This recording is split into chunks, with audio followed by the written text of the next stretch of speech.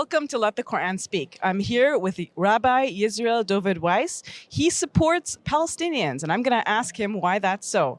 Rabbi, welcome to Let the Quran Speak. Thank you, and it's an honor, a privilege to be on your program. No, it's wonderful to talk to you. So tell me, Rabbi, why do you oppose the state of Israel, first of all, and why do you support Palestinians? Okay, first I pray to the Almighty that He bestow upon me His truth, His wisdom, that I may be worthy of conveying His message and so sanctify His name. It's not my personal opinion. What I'm representing, with God's help, is the opinion of the very religious Jews around the world, including in Al-Quds in Jerusalem, including throughout Europe and throughout the world, basically. We, as a Jewish people, have made a covenant with God 3,000 years ago on Mount Sinai. Moshe Rabbeinu, Moses went up and took the Torah from God, and we made a covenant to uphold the Torah. That is what Judaism is all about, to uphold this covenant, to be close to the Almighty, to be subservient to the Almighty. This movement, the concept of creating a state sovereignty, and what they want to call a Jewish sovereignty, that concept, is a movement that started around 150 years ago. It is a transformation from subservience to God into nationalism. Have a piece of land, to be a nation amongst nations, to be comparable to all the great countries. Now, that in and of itself, even if it would have not affected the Palestinian people, the inhabitants, the indigenous people, in other words, if the land would have been uninhabited, it would still be forbidden for the Jewish people to have this concept of sovereignty, of a nationalism, because we have a long history. We made the covenant with God 3,000 years ago to uphold the Torah, and we were then commanded to go into the Holy Land and build a temple, which King Solomon built a temple. But we were warned by the Almighty and instructed by the Almighty that we have to be on a very high level of spirituality. If not, then we will be driven from the land. And that came around 2,000 years ago.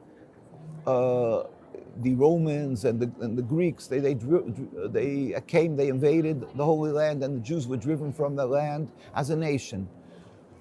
Once that happened, we were put under a decree of exile. And so for 2,000 years, we're under a decree of exile by the Almighty, meaning that we are told by the Almighty that it is His will that we should not be this sovereign nation.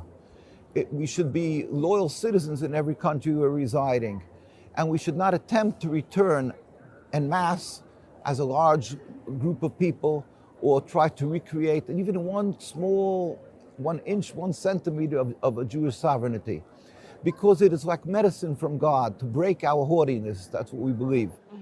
So there is actually we were put under 3 oaths, and that King Solomon, who built the temple, wrote a book of prophecies called Shir HaShirim, Song of Songs, and he speaks about these 3 oaths that God put us under. One is that we should not return en masse to the Holy Land once we were dispersed amongst the nations. Secondly, we are not to rebel against any nation. We have to be loyal citizens in every country we reside. A Canadian citizen has to pray for the well-being of the country, even if you're not happy, or let's say throughout our history, Jews were many times forbidden to buy land, and they were taxed to a much higher degree. Still in all, we have to be loyal citizens and not rebel against that country. Thirdly, we are not to make any attempt to end exile. Why? Because it's because of our sins we are spread out. God is compassionate. And the Almighty, when the time will come, which every Jew yearns for, that the time will eventually come, with the Almighty will make a metaphysical change in the world, and all humanity will recognize one God. Then God will return us, and God Himself will rebuild the temple without any human intervention. There will be a spirit, like a miraculous spirit in the world that will stop being atheists and so forth. Everybody will believe in God. It says, all the nations will hold hands and join to serve God. That will happen. Then we will return and we will become close to God again in His heart. That is How does that come about? Like, how would you know that we're in that state? We will know that because, like I said, there will be a spirit of holiness, of godliness. There will be a spirit of people returning. The Messiah. See, obviously, the Jewish and Muslim people have a distinctly different concept of what the Messiah is, Mashiach. But we believe, but that's really neither here nor there because what will happen, it will happen. And we were never deemed a threat for the Muslim people because of the difference of our approach, because we are clearly, as I've mentioned, we are forbidden to make any attempts to return. We just believe and we pray to God constantly that He should bring about this end day and when all humanity will serve Him. So we yearn to return. We yearn with all our hearts. We say it every day in our prayers that we want.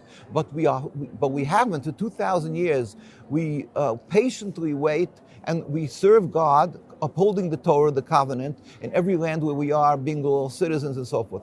Zionism was created by mostly non-religious Jews. It was a nationalist movement of people who estranged themselves from God, from the Torah. They were non-religious. I always like to carry around the picture of the first, this was the Declaration of Independence, the first Prime Minister, David Ben-Gurion, and they're making a so-called Jewish state, 1948. Yes. And so it's Jewish. Supposedly they're doing us, they're returning to God. They're saying it's the end of exile, and not one of them is covering their heads. You know, so you see what the falseness of it. But still in all, the Zionists, they put on a facade and of Judaism. They incorporated religion in order that the world should say, oh, it's a religious thing, we have to support them. The evangelistic Christians and the millions and millions support them. Jews who don't know the Torah well, unfortunately, the more non-religious, and they say, oh, and they have this emotional playing, we're returning 2,000 years, we're in exile. That's the difference between Judaism and Zionism. Now, so in other words, in short, and very concisely, Judaism is subservience to God, Zionism is nationalism, and it's expressly forbidden for us. So around the world, no matter what community, if you go to Argentina, you go to England, Stamford Hills in London, New York, where we're from, the very religious community, and in Jerusalem, the very religious community is in total opposition to the creation of the state. And now I have to add something very important. In other words, for us to have a state, as I said, would be even in an uninhabited land. But being that they created this state in a land that they needed for their purpose, Palestine, but Palestine was an inhabited land. The majority were Muslims. The second group of people that lived there in numbers were the Christians, and the third were the Jews. Because as individuals, we were allowed to, by God, were permitted to live there, but not as a nation. So in order for them to create their state, they had to expel, at least on the best, the Palestinian people. That is, it's it flies in the face of what our Torah is about, because in the Torah it says, thou shalt not kill, thou shalt not steal. We have to be, mahu rachum, rachum, just as God is compassionate, we have to be compassionate. I mean, and certainly not to steal or kill and expel people. How dare they? And on top of that, we have to remember that in this 2,000 years of exile that we've suffered, so much because we are Jews. The Jews were burnt at the stake. They tried to forcefully convert Jews by the Crusades, by the Inquisition. And when they were expelled from Spain, from Italy, where did the Jews go? The Muslim lands took in the Jews. They embraced us in every Muslim land. Iran, wherever you would like, Palestine, it was under the Ottoman Empire. They took us in and we flourished in their lands. There was no human rights groups to protect us, yet we flourished. It wasn't necessary human rights. So now for the Zionists to come along and accuse the Muslims of an ingrained hate to Jews, or the Palestinian people, an ingrained hate. How dare they? How repugnant? How where we have to show, the Torah requires us to show gratitude for the people, and to go and turn that on its head and say these people wronged us. All of this is the most criminal part of this, what the Arab and Muslim and the Palestinian people would call the Nakba. We have a picture here. Even you can see how we used to live together and we babysat each other's children. We lived in total peace. That is why the very religious around the world, we stand in total support. We hurt, we cry with the Palestinians. We are humiliated because the Zionists took our religion and they're using it as a tool to occupy, to intimidate, to silence other people, because if you speak up against them, you're called anti-Semitic. So we the religious communities, stand in opposition. Mm-hmm. How do you oppose the Zionist movement? Well, the first thing is we believe, first of all, we do not accept it. We do not participate with them. We have the very religious communities does not serve in the army, certainly not. They don't go voting. They have nothing to do with the state. We have a rabbinate there. The Zionists made a rabbinate, all for this facade. They masquerade in Jews, so they made a rabbinate with a chief rabbi, and this is all by us irrelevant. We have a rabbi. We had in the 1920s, the chief rabbi of the religious community that was living there for hundreds of years was Rabbi Sonnenfeld, and he met with the king of Transjordan in 1920s. That's way before the state, to declare our loyalty and that we don't want a state. He passed on in 1947, 1948. The chief rabbi was Rabbi Dushinsky. The Zionists then were turning out to be very successful in having the United Nations, through Britain, to get recognized.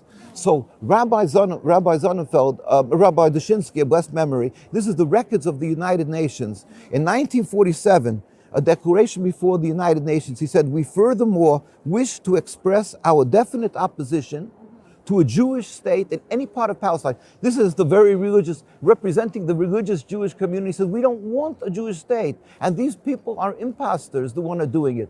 And the history is, when he passed on, we took it next, you could see hundreds of thousands of people in the streets of Jerusalem taking up our next chief rabbi when he passed on. Mm-hmm. We have hundreds of thousands of Jews living there now under this Eid HaCharei, this God-fearing community that does not recognize the authority of the state of Israel. In fact, they demonstrate daily. When they demonstrate and you see children we never carry arms, we're not military, they get beaten. Mm-hmm. Old men get assassinated, rabbis. It's unbelievable. You can go to our site, NKUSA, and see, and the world is silent. They don't even talk about the fact that Jews daily are demonstrating against the occupation. Mm-hmm. And it screams to the skies what is happening, the injustice to the Palestinian people and to the Jewish people who are living there, who refuses to accept this authority. Mm-hmm, mm-hmm. So, Rabbi, do you ally yourself with other Jews who are not Orthodox, who oppose the state of Israel? Oh, that is a very good question. We, being that there was the Reform movement like 250 years ago, and our rabbis at that time issued a fatwa, basically. Okay. Yeah. 200 of the leading rabbis of Europe, when they said this is a heresy, it's a rebellion against God. You can't reform God's Torah. They don't eat kosher, they don't keep the 10 Commandments, they don't keep the Shabbos, the Sabbath. So they said we're not to be affiliated with them. So we work with the Muslim people, we work with the Palestinian people, and they'll come to the same demonstrations, but we won't have joint activities directly. But if they're there, they do. A lot of them, a lot of people who are Jewish, who are non-religious, they feel it's human rights, or because even other Jewish reasons, that they'll stand up in opposition. There's many, really tens and tens of thousands or more who are opposing the occupation. But we are coming from the core issue that the Zionists are claiming the legitimacy. We are telling the world that they're conning the world. It's unacceptable. So we're coming from the religious state. Mm-hmm. And here, this is a picture of a girl behind bars. Every boy and girl who turns 17 becomes a criminal from the religious community because they refuse to serve in the army, in the IDF, which is mandatory military service. Mm-hmm, mm-hmm. So these are all very, very critical issues. Why is it so critical for people to understand? Because people, they're very wily, they're very efficient in what they do, the Zionists, and they like to refer to themselves as a Jewish state. They insist to be referred as a Jewish state. Why? Because then they know that if anybody wants to oppose what they're doing, criminal to the Palestinian people, they're taking their homes, they're stealing, they're killing, they're doing so many terrible crimes. But if you say a word, oh, you're speaking against a godly religion, so and you're attacked as being anti-Semitic. And now they just made here, they're making a new law. They're trying to pass the IHRA. I think, and that's going to say that if you speak up against Zionism or the state of Israel, it's anti-Semitic. What could be more ludicrous and what could be more unacceptable than such a concept when the very religious communities are being oppressed and insisting we are Jews. My grandparents were killed in Auschwitz. Most of our communities are immigrants from Europe. We died because we were Jews, because we insisted on remaining this religion, our covenant to God. And we did not accept that because we suffered, that therefore we're going to turn around and occupy another people. We suffered, and now we should go sin against God that we gave our lives for by stealing and killing and doing against God's will. And so we're against the Zionism, and we are being oppressed. The ones of the Jewish people who found a home in Palestine and were living there, these immigrants, and they were living there, trying to catch the breath from so much suffering. All of a sudden, they enjoyed being under the authority of the Ottoman Empire, and all of a sudden they're thrown under the Zionist control and told that if you stand up and oppose this rebellion against God, you are thrown into prison, you are a criminal. How does the world take the authority to dictate in our religion what it's, instead of respecting our scholars, which you have here in Canada, if you have in the United States, we have our community, let's say in New York, it's the largest concentration of religious Jews where I lived right across from Manhattan, Williamsburg, Brooklyn, miles and miles, and there's not one single Israeli flag. The chief rabbi of Palestine, Rabbi Teitelbaum, moved there, and these distinguished communities, thriving, illustrious communities with great scholars and pious people and businessmen, and they all insist that we are a religion to serve God, and God forbid that we should accept the occupation. And now if we decide to speak up against this rebellion against God in the name of my religion, and call out to the world that they're imposters, they're using my religion, that we should be, and people who are standing together with us should be accused of being anti-Semitic, that is unjust, it's unacceptable, and we decry that. And that's what we do we try with God's help. We pray to God that He should bring a speedy and peaceful dismantling of the state. At the same time, we go to the United Nations, we go with Palestinian people to cry their hurt, to go to their demonstrations, to try to educate. We go to universities, to colleges, to conferences, and to tell to the politicians, to have them change their approach and not to support the oppression of the Palestinian people. Rabbi, thank you for sharing with us today. We really appreciate it. I learned so much, and I'm honored that you came and joined us today. I'd love to do it again whenever we can expand on all the different issues and our history of how we live together in harmony and in such a beautiful to serve God, and distinctly, we have different religions, but it was never an impediment. You're right, yeah. And there's so much to talk about, so much of the facts. So one day we'll continue with God's help. Inshallah. You say inshallah too, right? We say in Miyartz Hashem or Be'ezah Hashem with God's help. But I say inshallah. Yes. All right. Thank you so much for joining us. I appreciate it.